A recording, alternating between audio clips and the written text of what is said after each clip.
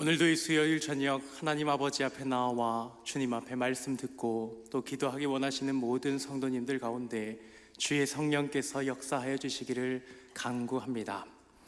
오늘 하나님께서 우리에게 주신 말씀 호세아서는 우리가 계속 말씀을 받고 있지만 읽을수록 받을수록 마음이 참 비참해집니다. 먼저는 이스라엘의 죄악이 하나님 앞에서 너무나 악하기 때문입니다. 오늘 본문에서도 하나님이 말씀하시는 바 이스라엘의 죄악은 결코 너무나 삶의 상황이 어려워서 이 죄악을 타협하지 아니하면 살아갈 수 있기 때문이 아니었습니다. 그들은 절박한 상황 가운데서, 어려운 상황 가운데서, 간절한 상황 가운데서 차마 어쩔 수 없이 범죄한 것이 아니었습니다. 호세아 선지자는 예수님께서 이 땅에 나시기 전 주전 755년으로 추정하는 시절부터 한 33년 정도를 사역한 선지자입니다.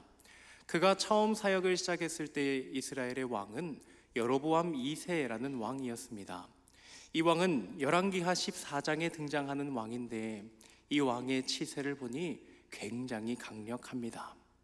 특별히 이 왕 때에는 내치적으로 강력하여 이 왕은 41년의 통치를 하게 됩니다. 그 왕의 통치 가운데 여러 가지 일들이 있었는데 먼저는 군사적으로 굉장히 부강했고, 그리고 동시에 나라가 강성했을 뿐만 아니라 주변 국가가 연약하여졌습니다. 이스라엘과 끝없이 국경을 맞대고 싸우던 아람이 연약하여지고, 그리고 이후에 큰 제국이 되는 더 북쪽에 있는 아수르가 내부적인 문제 때문에 굉장히 약해지게 되었습니다.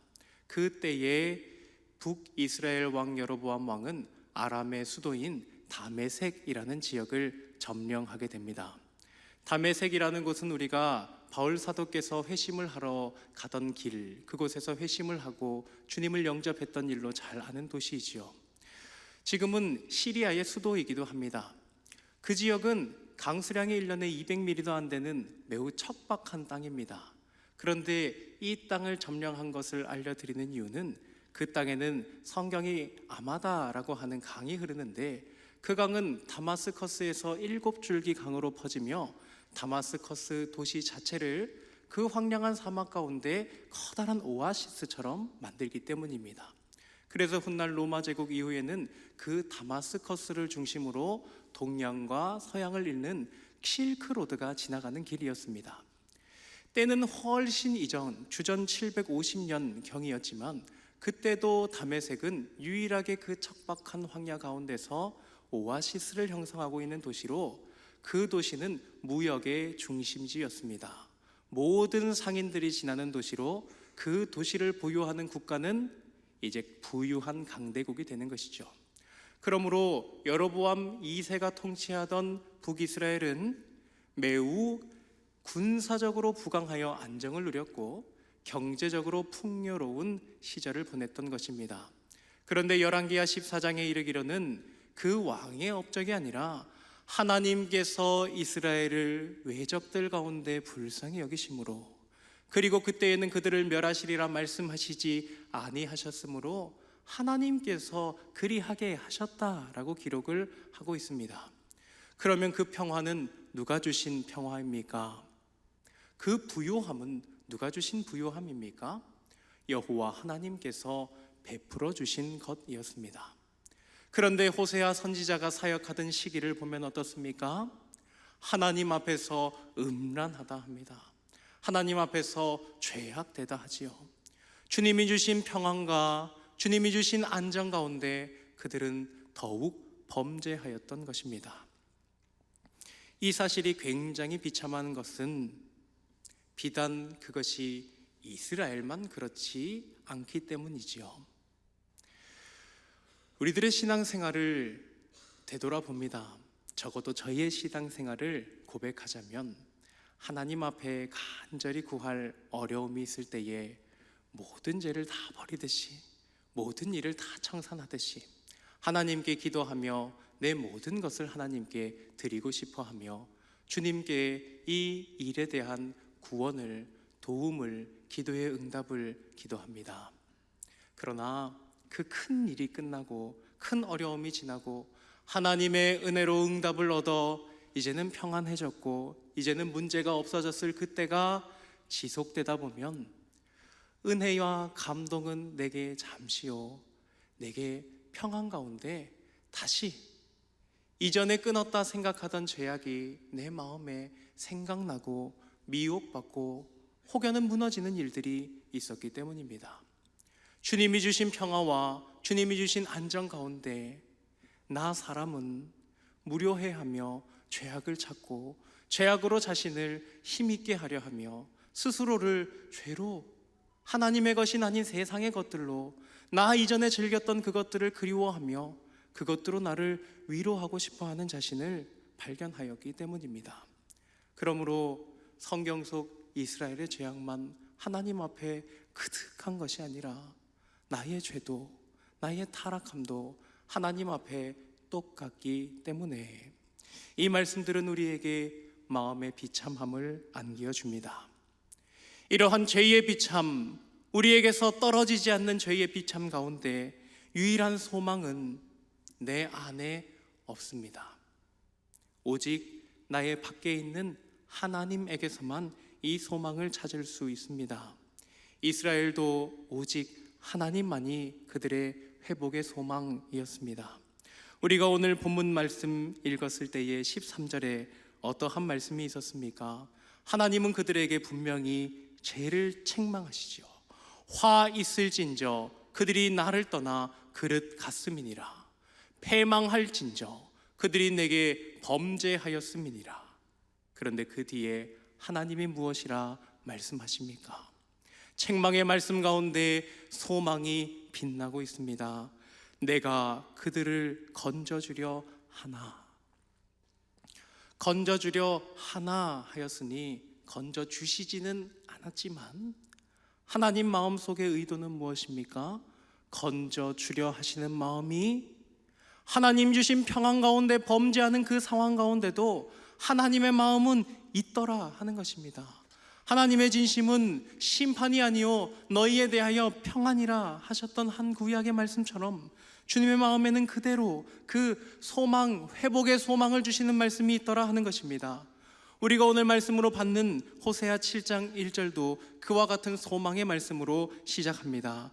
내가 이스라엘을 치료하려 할 때에, 하나님께서는 그 범죄한 가운데 있던 이스라엘을 치료하고자 하시는 하나님이십니다.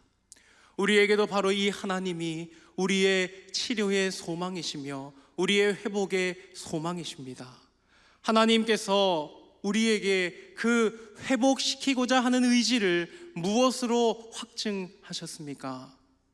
이스라엘의 회복은 이후에 나타나지 아니하고 그들의 나라는 멸망하였으나 이후에 하나님 회복하여 다시 일으키셨지만 훗날 우리에게까지 똑같은 범죄함으로 주님 아니면 회복을 바라볼 수 없는 우리들에게 하나님은 무엇으로 그의 회복해 하시고자 하는 의지를 확실하게 보여주십니까? 바로 우리가 죄인 되었을 때에 독생자 예수 그리스도를 죄인의 십자가, 우리 십자가에 내어주심으로 주님께서 그 사랑을 확증하셨습니다. 로마서 5장 8절에 우리가 아직 죄인 되었을 때에 그리스도께서 우리를 위하여 죽으심으로 하나님께서 우리에 대한 자기의 사랑을 확증하셨느니라 라고 말씀하신 것이지요. 오직 주 예수 그리스도로 말미암아 우리를 회복시키시는, 죄에서 건져내시는 하나님의 중심만이 우리의 소망이 됩니다. 그런데 우리는 하나님 앞에서 계속하여 범죄합니다. 특별히 호세아 7장 1절에 내가 이스라엘을 치료하려 할 때에도 하나님 앞에 무엇이 있습니까? 에브라임의 죄와 사마리아의 악이 드러나도다 라고 기록하지요. 그들은 거짓을 행하며 안으로 들어가 도둑질하고 밖으로 떼지어 노략질한다 라고 합니다. 그들의 안으로는 은밀하게 숨겨 놓은 도둑질이, 그들의 겉으로는 남들이 문제 삼지 않는 세상의 풍조대로 때를 지어 노략질하는 일들이 그들 속 밖으로, 사람의 안과 밖으로 죄악이 가득 차 있던 것이죠. 2절에는 이렇게 기록되어 있습니다. 호세아 7장 2절에 내가 모든 악을 기억하였음을 그들이 마음에 생각하지 아니하거니와. 하나님이 우리의 죄를 모르십니까? 모든 하나님을 아는 사람들은 하나님은 전지하신 하나님임을 압니다. 우리는 지식적으로 하나님이 모든 것을 아시는 하나님이심을 알지요. 이스라엘 백성들은 그것을 몰라 하나님 앞에 그들의 죄악이 있음을 기억하지 아니하였다라는 주님의 말씀을 받았을까요? 그렇지 않습니다. 그들은 알았습니다. 알았으되 아는 것처럼 그 지식이 자기 안에서 자기를 주장할 수 없었던 것입니다. 자기의 의지에도 자기의 마음에도 아무런 감동도 아무런 삶의 이쁨도 없었기에 그들이 알고 있었던 것은 매우 피상적인 지식이었던 것입니다. 매우 형식적인 지식이었습니다. 하나님이 모든 것을 하신다, 나의 죄악이 하나님 앞에 아실 수밖에 없다라는 것을 알지만 그들은 하나님을 두려워하지 않습니다. 그것은 바로 지식이 없는 것과 마찬가지이지요. 그래서 호세아 4장 6절에 하나님께서는 선지자를 통해 이와 같이 책망하셨습니다. 내 백성이 지식이 없으므로 망하는도다. 하나님을 향한 지식이 없는 것과 같습니다. 하나님을 두려워하지 않고 하나님을 경외하지 않고 마땅히 하나님 앞에 두어야 하는 중심을 지키지 못한다면 그 지식은 없는 것과 같습니다.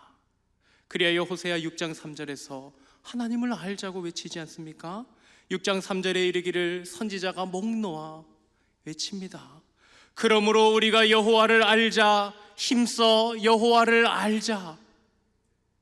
우리가 아는 지식이 우리의 마음을 주장하도록, 우리의 죄악을 아시는 하나님 앞에 내가 두려움을 느끼도록 내 마음이여 여호와를 알자, 여호와의 지식을 찾자라고 외치는 것 아닐까요? 그런데 그 시절 이스라엘 백성들의 마음은 꽁꽁 닫혀 있었습니다. 그들의 행위가 그들을 애워싸서 하나님 앞에 내 얼굴 앞에 있도다. 하나님은 7장 2절에 그렇게 말씀하시는 대로 대도 그들은 하나님 두려워하지 아니하고 자기의 소견대로 살아갔습니다. 그리하여 하나님께서는 이스라엘을 회복하려 하시나 그들의 회복은 현재까지도 성경에 있는 그 시점까지도 이루어지지 않고 있었던 것이죠. 이스라엘의 상황은 외부적으로는 매우 부강하고 매우 풍요로웠으나 속은 점점 썩어 들어가고 있었습니다. 그러한 모습을 하나님은 어떻게 표현하시냐면 호세아 7장 8절에 이르시기를 에브라임이 여러 민족 가운데 혼합되니 그는 곧 뒤집지 않은 전병이로다 라는 말씀으로 표현하십니다. 불판에 전을 구울 때 그 전을 뒤집지 않고 계속 불을 피우면 어떻게 되겠습니까? 밑은 타고 위는 익지 않습니다. 그런데 우리가 그 위만 보노라면 아직 덜 익었다 하여 더 구워야 된다라고 생각하겠지요. 그러나 뒤집지 않는 밑면은 더 검게 타들어가 쓸 수 없고 내버려야 하는 전병이 될 것입니다. 그런데 하나님께서 이스라엘 백성들을 너희들의 모습이 그렇다라고 합니다. 이제 주변 국가는 하나님의 도우심 안에서 이스라엘에게 더 약한 국가가 아닙니다. 그들은 세월을 지내며 더 강해지고 있습니다. 이스라엘은 외침을 받지 않아 그들이 가진 것을 똑같이 가지고 그 속에서 풍요와 부강함과 번영을 그대로 가지고 있는 것 같았지만 그들의 속은 난리였습니다. 여로보암 2세가 굉장히 강력한 치세를 하여 41년을 다스렸다 하였지요. 호세아가 사역을 시작하던 때에는 그 왕의 다스림이 3년 남았을 때였습니다. 그 왕이 죽고 난 후에 그의 아들 스가랴 왕이 올라가는데 그는 6개월 만에 죽임을 당하게 됩니다. 모반이 일어나고 그 다음 왕 살룸은 한 달 만에 모반이 일어나 죽임을 당하게 됩니다. 그리고 이제는 30년이 채 되지 못하여서 이스라엘은 멸망하게 되죠. 그들 속 안에서 서로 나누어 먹고 더 뺏어 먹으려고 물질과 권력을 가지고 싸우는 일들이 팽배했던 것입니다. 그러므로 호세아 시대의 이스라엘 속은 어떠했을까요? 민족이 하나로 뭉치지 못하고 민족의 지도자들과 권력자들은 하나가 되지 못하고 그들은 서로 부강했던 그것, 하나님의 은혜로 주셨던 부강함과 평안함과 부요함을 더 서로 뺏기 위하여 미워하고 반목하고 계략이 판을 치고 거짓으로 속여 그들에게는 진실이 없습니다. 그리고 인애가 없습니다. 그래야 하나님께서 호세아 4장에서 그들을 지적하기로는 너희에게 진리가 없고 너희에게 인애가 없다 하십니다. 6장 6절에 이르시기를 나는 제사를 원하는 게 아니다. 나는 인애를 원하며 번제보다 하나님 아는 것을 원하노라 하고 선지자를 통하여 말씀하셨겠지요. 그 틈바구니에서 이스라엘은 서로 반복하고 마치 밑은 타들어가나 위는 익지 않아서 계속 불을 가열하는 전과 같이 타들어가는 전과 같은 모양으로 이후에는 외침을 받아 막아내지 못하고 멸망하는 길을 가고 있는 것입니다. 호세아 7장 7절에 이르러 하나님께서는 그들을 화덕과 같다라고 비유를 하십니다. 그들이 다 화덕같이 뜨거워져서 그들의 재판장들을 삼키며 그들의 왕들을 다 엎드려지게 하며 그들 중에는 내게 부르짖는 자가 하나도 없도다 라고 말씀하시죠. 화덕같이 뜨거워졌다라고 합니다. 그 위에 올라간 것을 다 태우는 뜨거운 화덕. 그 위에 올라간 것이 누구입니까? 민족의 지도자들, 재판장들을 삼키며 왕들을 다 엎드려지게 하며 인애 없고 진실이 없는 나라 가운데 마치 그들의 삶의 상황이 하나님의 비유의 말씀에 다 올라가 있습니다. 그런데 그러한 삶 가운데 그들 중에는 어떠한 자가 하나도 없다 말씀하십니까? 내게 부르짖는 자가 하나도 없도다 라고 합니다. 지금 이때는 어느 때입니까? 죄악이 여전히 간영한 때이기도 하지만 내가 이스라엘을 치료하려 할 때에 그러나 내게 부르짖는 자가 하나도 없도다 하고 있지 않으십니까? 그리고 우리가 말씀으로 함께 봉독하였던 7장 14절에도 이렇게 말씀하시죠. 성심으로 나를 부르지 아니하였으며 내가 그들을 건져주려 할 때에 성심으로 나를 부르지 아니하였으며 하나님이 그 백성을 죄악 가운데 구하고자 하실 때는 죄가 없어진 때에 구하시는 것이 아닙니다. 여전히 우리가 죄인 되었을 때에 아들 예수 그리스도를 내어주셨으니 죄가 있을 때에도 하나님은 그 백성을 여전히 구원하시고자 하시는 중심을 가지신 하나님이십니다. 우리가 여전히 죄인일지라도 우리에게는 회복의 소망이 있습니다. 왜냐하면 하나님의 중심은 죄인의 구원으로 향하여 있으시기 때문입니다. 그러나 하나님이 그 구하려 하실 때에 건져내려 하시고 회복하려 하실 때에 하나님은 한 사람 한 사람을 찾으십니다. 누가 없다 말씀하십니까? 내게 부르짖는 자가 없도다. 성심으로 나를 부르지 아니한다. 하나님이 찾으시는 회복의 때에 찾으시는 자들은 성심으로 하나님을 찾는 사람들인 것입니다. 그러므로 오늘 우리는 7장에 하나님께서 주신 말씀을 통하여 하나님께 성심으로 부르짖는 것이 과연 무엇인지 오늘 우리를 성심으로 부르짖게 하소서라는 기도로 더욱 나아가고자 합니다. 첫 번째로 호세아 7장을 통해서 배울 수 있는 성심으로 부르짖는다는 것의 특징은 첫 번째, 정욕을 버리고 성심으로 부르짖어야 한다는 것입니다. 주님이 말씀하십니다. 호세아 7장 4절에 그들 이스라엘은 다 간음하는 자라 과자 만드는 자에 의해 달궈진 화덕과 같도다. 그가 반죽을 뭉침으로 발효되기까지만 불 일으키기를 그칠 뿐이니라. 하나님께서는 우리가 읽은 7장에 불과 불판의 비유를 많이 하시지요. 특별히 7장 4절에서 달궈진 화덕과 같다라는 비유법을 사용하십니다. 달궈진 화덕, 여러 가지 특징들이 있을 텐데 하나님이 주목하고 계신 것은 불이 켜짐과 꺼짐입니다. 언제 꺼진다 합니까? 과자 만드는 자가 늘 불을 피워 과자를 구워야 하는데 반죽을 뭉쳐서 발효되기까지만 불 일으키기를 그칠 뿐이다 라고 말하죠. 그리고 호세아 7장 6절에도 때에 대하여 말합니다. 그들이 가까이 올 때에 그들의 마음은 간교하여 화덕 같으니 그들의 분노는 밤새도록 자고 깨어나면 아침에 피우는 불꽃 같도다. 우리가 항상 분노하는 것은 아니죠. 항상 정욕에 휩싸여 있는 것은 아니죠. 하나님께서는 이스라엘의 정욕을 화덕과 같다 합니다. 이스라엘 마음에 품는 분노와 포악을 불꽃과 같다라고 했습니다. 화덕의 불꽃, 때가 되고 시가 되면 불규칙적이지만 어김없이 다시 피워지는 불꽃, 다시 달구어지는 그 불꽃, 그것이 우리 안에 있는 죄에 대한 정욕과 같다. 하나님은 그것을 책망하셨습니다. 그리고는 내게 부르짖는 자도 없고 성심으로 부르짖는 자도 없다라고 말씀하십니다. 우리가 주님의 은혜의 보좌 앞으로 담대히 나아갈 때 어떻게 나아갈 수 있습니까? 죄인으로서 어떻게 의로우신 하나님 앞에 나아갈 수 있지요? 예수 그리스도의 이름을 의지함으로 우리가 나아가고는 합니다. 그런데 주님의 이름 붙들고 나아갈 때 우리는 죄인으로서가 아니라 예수 그리스도의 보혈에 덮여 나아가지요. 오늘 성경 2절에 말씀했던 것처럼 그들의 죄악이 그들의 몸에 덕지덕지부터 그들을 감싸 내 얼굴 앞에 있도다 한 그것이 아니라 예수 그리스도의 보혈이 우리를 덮어 하나님 앞에 예수님처럼 보이게 하는 것입니다.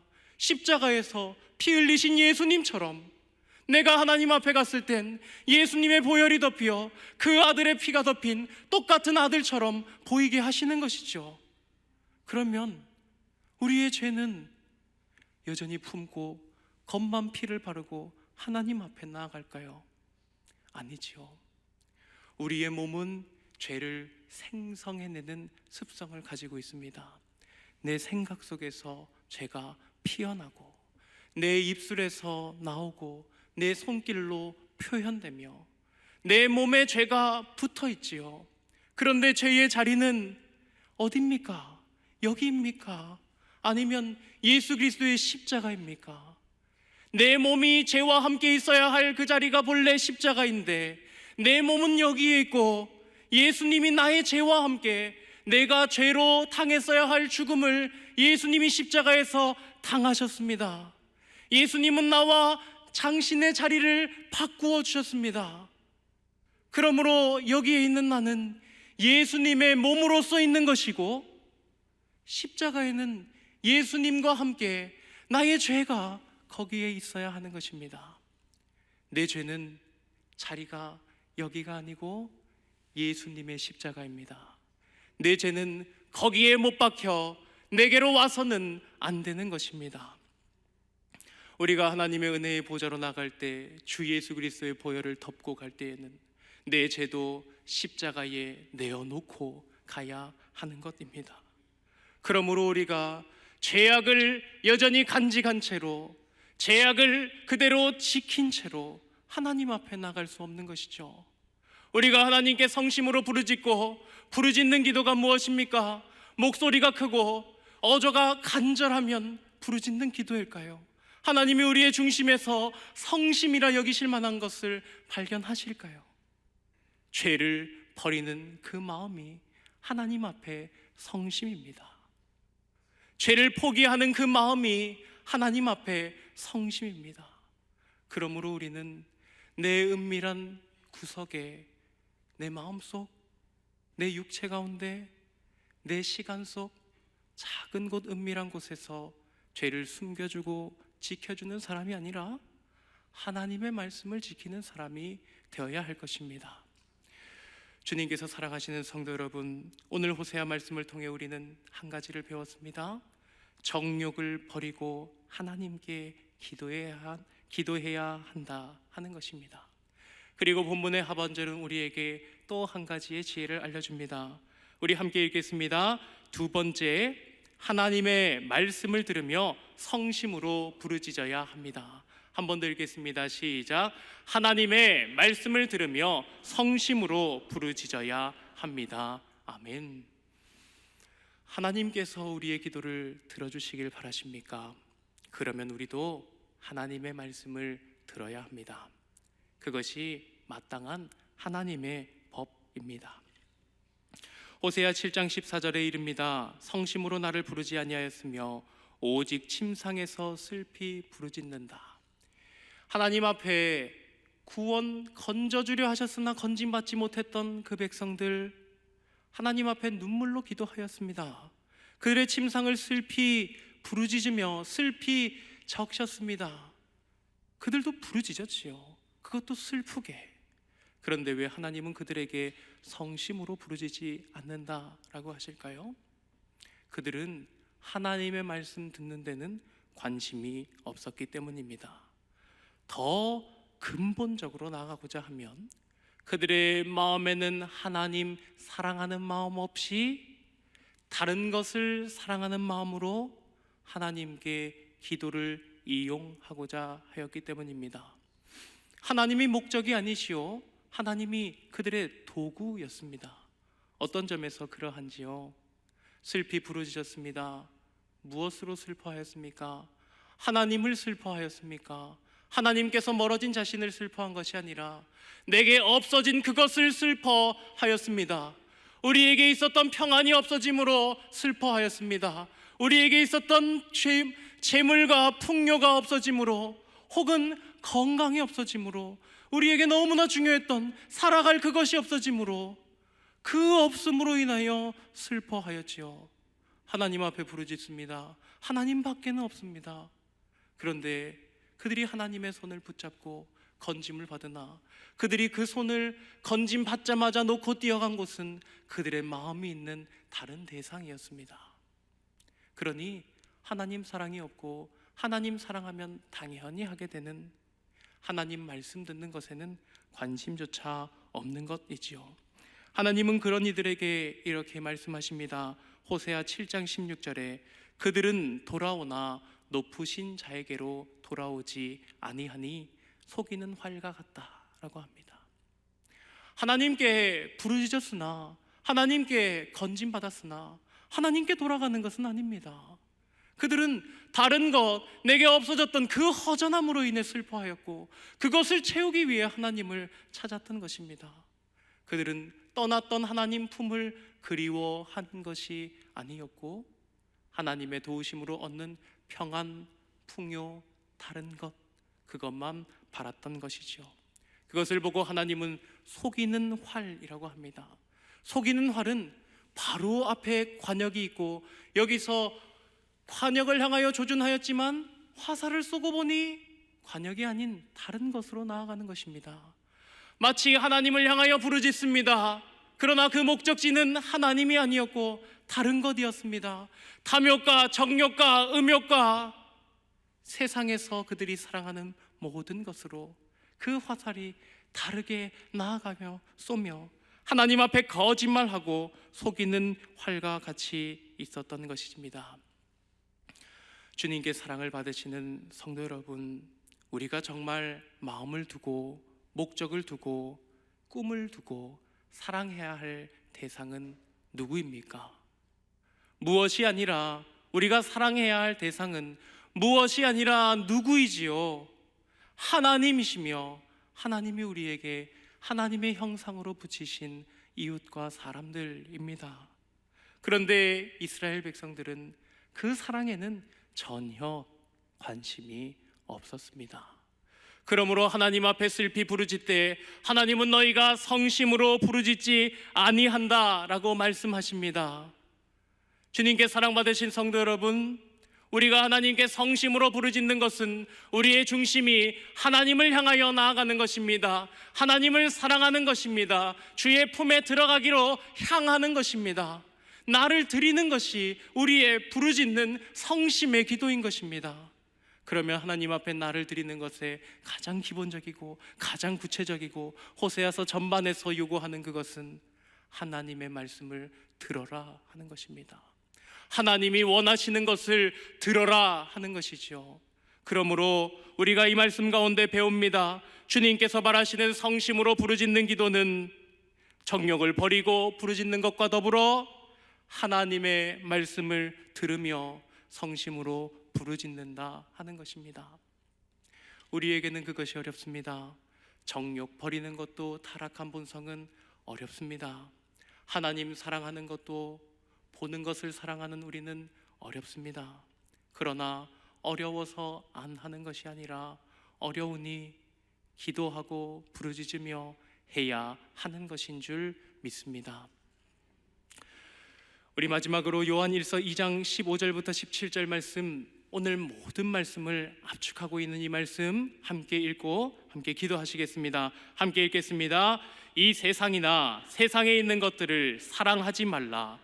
누구든지 세상을 사랑하면 아버지의 사랑이 그 안에 있지 아니하니, 이는 세상에 있는 모든 것이 육신의 정욕과 안목의 정욕과 이생의 자랑이니 다 아버지께로부터 온 것이 아니요 세상으로부터 온 것이라.